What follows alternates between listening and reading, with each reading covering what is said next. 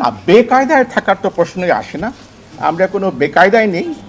আর এটা একটা ভালো দিক যে রাষ্ট্রীয় যে সদিচ্ছা, রাজনৈতিক সদিচ্ছা, সেটা যখন বিঘোষিত হয়েছে স্পষ্টভাবে, সেটা বরং নির্বাচনকে অবাধ ও নিরপেক্ষ করার ক্ষেত্রে সহায়ক হবে।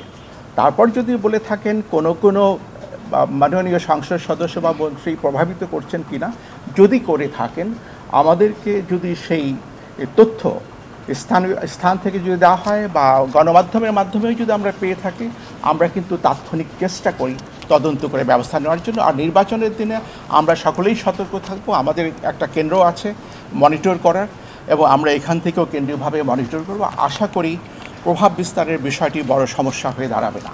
নির্বাচন যাতে প্রভাবিত না হয়, আমরা আমাদের তরফ থেকে সব ধরনের চেষ্টা করে যাচ্ছি, এবং যারা মাননীয় সংসদ সদস্য, মাননীয় মন্ত্রী, অনেককে আমরা নিবৃত্ত করতে পেরেছি। আবার অনেকে হয়তো বা এলাকাতে আছেন, এবং সরকারের তরফ থেকেও আমরা যতদূর দেখেছি, সেটা দলীয়ভাবে হোক বা সরকারের তরফ থেকে হোক, যাতে নির্বাচনটা অবাধ ও নিরপেক্ষ হয় এবং কেউ যেন প্রভাব বিস্তার না করেন, সেদিক থেকে নীতিগত সিদ্ধান্তটা খুব স্পষ্ট করে জানিয়ে দেওয়া হয়েছে। এবার যে নির্বাচনটা হচ্ছে সেটা মূলত দলীয় প্রতীকে তেমন হচ্ছে না।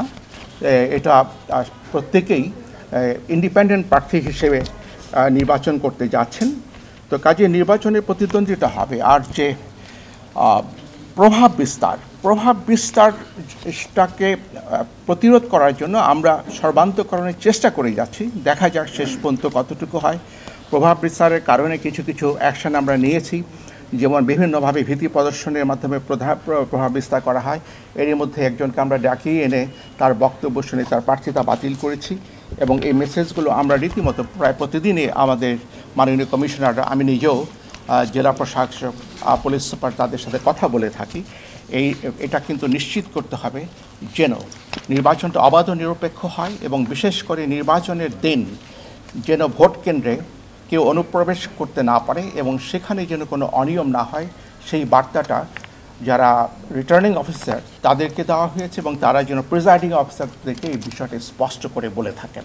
যদি কোনো অপকর্ম হয়ে থাকে, শৃঙ্খলা ভঙ্গ হয়ে থাকে, সেগুলো তাৎক্ষণিকভাবে আপনাদের গৃহীত ছবির মাধ্যমে হয়তো মিডিয়ার যে বিশেষ করে টিভি চ্যানেলগুলো, যেটা আমরা সবসময় দেখতে থাকি, সেখানে হয়তো এসে যাবে।